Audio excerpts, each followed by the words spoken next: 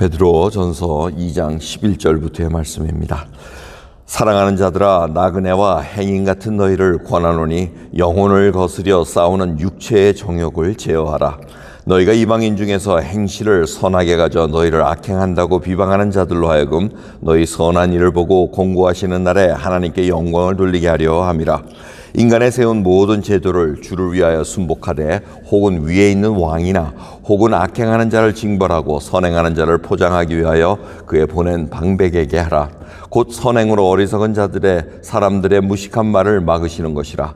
자유하나 그 자유로 악을 가리우는 데 쓰지 말고 오직 하나님의 종과 같이 하라. 무사람을 공경하며 형제를 사랑하며 하나님을 두려워하며 왕을 공경하라. 사원들아, 범사에 두려워함으로 주인들에게 순복하되 선하고 관용하는 자들에게만 아니라 또한 까다로운 자들에게도 그리하라. 애매히 고난을 받아도 하나님을 생각함으로 슬픔을 참으면 이는 아름다우나 죄가 있어 매를 맞고 참으면 무슨 칭찬이 있으리요. 오직 선을 행함으로 고난을 받고 참으면 이는 하나님 앞에 아름다우니라. 이를 위하여 너희가 부르심을 입었으니 그리스도도 너희를 위하여 고난을 받으사 너희에게 본을 끼쳐 그 자취를 따라오게 하려 하셨느니라.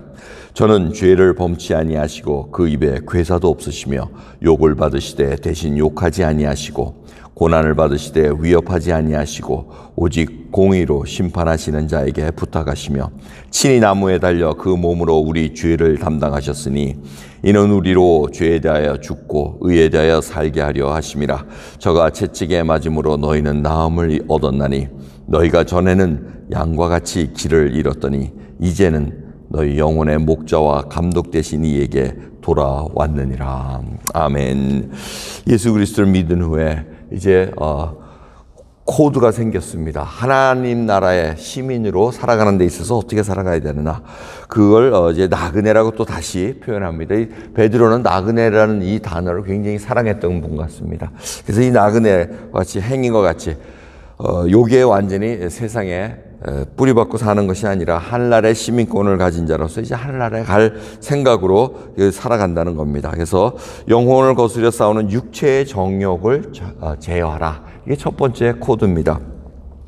육체의 그 소욕대로 살아가는 것은 결국 옛사람의 습성이라는 겁니다. 그래서 구원받은 자는 새 사람으로서 이제는 하나님 나라의 원리대로, 하나님 나라의 원칙대로 살아가는 것을 이제는 본을 삼고 살아가야 된다는 겁니다. 그래서 이 육체의 정욕을 제어한다는 것은 컨트롤하는 의미보다도 abstain, avoid, feel free 해가지고 거기서 완전히 자유한 것을 얘기합니다. 그러니까 상관이 없다는 겁니다. 수준이 높아졌으니까 수준 낮은 것하고 놀 수가 없다는 것을 여러분 이해하시면 됩니다. 그러니까 그런 걸 보면은 아이고 저건 저 옛날에 했던 거지 이게 아니야 하고 나는 하나님 나라의 자녀로서 빛의 자녀로서는 그렇게 할 수가 없어 하고 이렇게 지금 얘기를 하라는 얘기입니다. 그러면서 그 얘기를 왜 그러냐면 이방인들에게 너희들의 그 선한 행실들을 보임으로 옛날에는 악한 행실을 했다는 겁니다.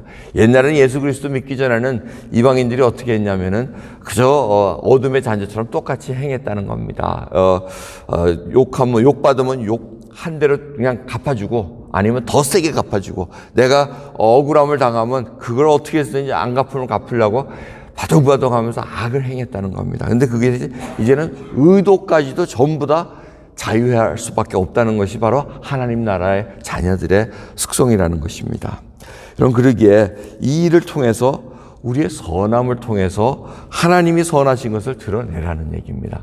그래서 로마서 12장에 있는 말씀처럼 악에게 지지 말고 어떻게 하라 그럽니까? 선으로 악을 이기라. 이렇게 얘기를 하고 있습니다.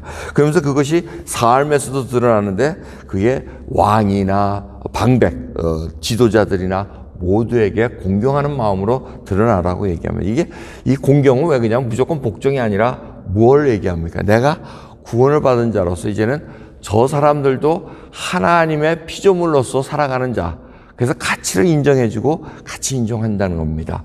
하지만 그 자들에게 심판을 내리고 인도하실 분은 하나님이시라는 것을 우리가 분명히 알고, 그리고 이 세상의 법을 제대로 하지 못하면 이 권세를 주시고 하신 이유는 뭡니까? 하나님께서 악하게 하는 자들을 징벌하고 선행한 자들을 높이기 위해서 이 지도자를 세웠다는 겁니다. 이게 노아 당시에 언약으로 나타나 있습니다. 그래서 억울하게 피 흘린 자는 그거 갚아줘라. 이게 나라의 법이 그렇게 인도해야 되고 지도자들이 그렇게 이 나라를 지도해야 된다는 겁니다. 근데 그것이 이루어지지 않을 때는 결국 하나님의 법이 드러나고, 우리 믿는 자들은 항상 세상의 법을 지켜야 되지만 하나님의 법이 항상 우위에 있다는 것을 생각하고 살아가야 됩니다. 그래서 하나님이 원하시는 것을 행하고 그들을 항상 하나님의 피조물로서 같이 존중해주고 이런 모습들이 필요하다는 겁니다. 그래서 이 사환된 자, 그러니까 밑에서 일하는 자들, 이런 자들은 주인을 그 사람이 아주 관대한 자라던가 아니면 아주 박한 자라던가 상관없이 잘 모시라는 얘기를 이렇게 하고 있어요. 왜? 질서의 하나님 때문에 그렇습니다. 이게 업로드하지가 않습니다. 그래서 성경을 읽어보면은 예수님이나 사도 바울이나 전부 다 이 노예 제도라던가 어떤 사회에 부조리 된 잘못된 제도를 막 뒤집어 놓는 그런 상황이 아니었습니다. 제도를 바꾸는 것이 아니고 사람의 마음, 가치관을 바꾸고 하나님 나라의 백성으로 어떻게 살아야 되는가. 그래서 이 인앤아웃에서 밑에 있는 자기의 심정이 바뀜으로 말미암아 가치관이 바뀌고, 그러므로 말미암아 사회가 바뀌는 그 일을 감당했다는 것을 볼 수가 있습니다. 그래서 항상 우리는 예수 그리스도를 믿는 자들은 나 자신부터 시작돼야 됩니다. 나 자신부터 바뀌면은 가족이 바뀌고, 가정이 바뀌고, 사회가 바뀌고, 국가가 바뀐다는 그 원칙 속에서 항상 움직입니다. 그래서 본을 받을 자는 누구냐면 바로 예수 그리스도시라는 겁니다. 예수님께서도 우리를 위해 고난을 받으셨다고 얘기합니다. 그분이 채찍에 맞음으로 우리가 나았다고 얘기합니다. 그분이 욕을 받으셨지만 리테일리에이트 하지 않으셨다. 욕을 하시지도 않으셨고, 고난을 받으시되 위협하지도 않으셨습니다. 너 나 이렇게 하면은 너 혼날 거야. 뭐 이런 식으로 위협도 안 하셨다는 겁니다. 묵묵히 십자가에 어린 양처럼, 도살장에 끌려가는 어린 양처럼 묵묵히 받으시고는 모든 것을 다 하나님께 맡기고 십자가의 일을 감당하셨다는 것입니다. 그래서 그 죄를 담당하시고 우리를 위해서 돌아가심으로 말미암아 우리가 이제는 예수 그리스도로 구세주를 믿고 살아가고 새로운 하나님의 나라에 들어갈 수 있는 길을 열었다는 것입니다. 그래서 25절을 보시면 이제 결론적인 말씀이에요. 전에는, 이제는 또 강조합니다. 전에는 양과 같이 길을 잃었더니 이제는 목자 앞에 들어왔다는 겁니다. 여러분, 우리의 인도자가 있으십니다. 바로 예수 그리스도십니다. 예수 그리스도가 오늘도 목자의 심정으로 우리를 부르십니다. 목자는 항상 양의 이름을 하나씩 부르십니다. 우리 오늘 서곤사님 또 민지 부르셨을 거 아니야. 민지하고 이름을 부르잖아요. 예수님은 오늘도 아침에 윤서야 하고 이렇게 부르십니다. 그거 듣고 예 듣겠습니다. 그리고 우리들에게 빛의 자녀로 들어왔다는 것을 딱 확인시켜 주시고 이제는 하나님 앞에 내가 선함으로 살아가야 될 것을 바라본다는 겁니다. 여러분, 우리들이 비전을 크게 가져야 됩니다. 앞에 당한 일, 그 일은 하나님께서 알고 계십니다. 그러기에 저희들이 크게 놀라서도 안 되고 담당하게 하나님께 맡기고 순간순간마다 하나님을 내가 어떻게 의지하고 있는가, 그걸 믿고 살아가야 됩니다. 그래서 이 정욕을, 육신의 소욕, 정욕을 제어할 수 있는 방법은 주님과 얼마나 밀접한가에 달려 있습니다. 이 일을 감당하기 위해서는 여러분, 침묵과 고독의 시간을 가지셔야 됩니다.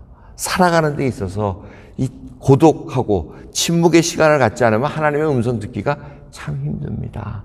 이 소음은 다 하나님과의 관계를 맺어가는 데 있어서 목자이신 예수 그리스도의 음성을 듣는 데 있어서 굉장히 방해를 많이 합니다. 주파수를 주님께 맞추려면 침묵 속에 들어가야 됩니다. 조용한 가운데 고요함 속에서 이 새벽에 귀한 첫 시간을 하나님 앞에 조용히 들으시면서 주여, 저에게 혹시 이 죄 가운데 자유하지 못한 부분이 있습니까? 내가 어떤 일을 당하거나 무슨 말을 들으면은 불컥하고 나오는 그러한 뿌리 이슈가 무엇입니까? 쓴뿌리의 이유가 뭡니까? 주님께 물어봐야 됩니다. 거기서부터 자유함을 얻는 하나님의 놀라운 능력을 맛본 자들은 이제는 담당하게 더 큰 악이 오더라도 하나님께 감당할 수 있습니다. 어저께 새벽에 이 교회 문 앞에 이렇게 여우가 한 마리가 쫙 그냥 꼬리를 살랑살랑하면서 흔들려. 그래서 저 제일 가까이 본 게 어저께 처음이었어요. 무슨 동물원에 온 것 같더라고요. 근데 야, 그 여우가 꼬리를 살랑살랑 흔드는 게 아주 현혹되기 쉽겠더라고요, 보니까. 근데 그 여우가 이렇게 다니면서 항상 어디 구멍 없나, 어디 먹을 거 없나 이러고 다니는 아주 사단의 그 모습같이 보였습니다.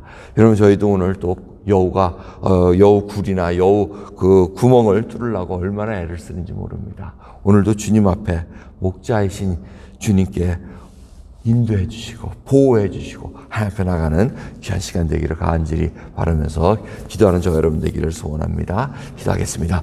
하나님 감사합니다. 정말 저희들 이 지금 닥쳐있는 상황이 우리 힘으로는 해결할 수 없나이다. 아버지, 보이지도 않는 바이러스에 정말 두려움을 갖고 사람들의 관계와 또 하나님과의 관계가 다 으그러지는 그런 상황 속에 살아가고 있나이다. 아버지, 저희들도 육신의 소욕대로 살아가고 성령의 소욕으로 살아가지 못하는 그 연약한 모습도 주님은 아십니다. 그러기에 저희들이 심령이 가난한 자로서, 애통하는 자로서, 온유한 자로서, 의에 줄이고 목마른 자로서 주 앞에 섭니다. 그래야 진정으로 화평케 하는 자로 살아가기를 원합니다. 진정으로 긍휼함을 베풀 수 있는 자로 살아가기를 원합니다. 아버지 앞에 이제는 핍박을 받아도 정말 주를 기뻐하고 주 앞에 모든 것을 감사함으로 받을 수 있는 장성한 믿음의 소유를 가진 자로서 살아갈 수 있도록 은혜 베풀어 주옵소서. 감사드리며 우리 예수 그리스도의 이름으로 기도드렸나이다. 아멘.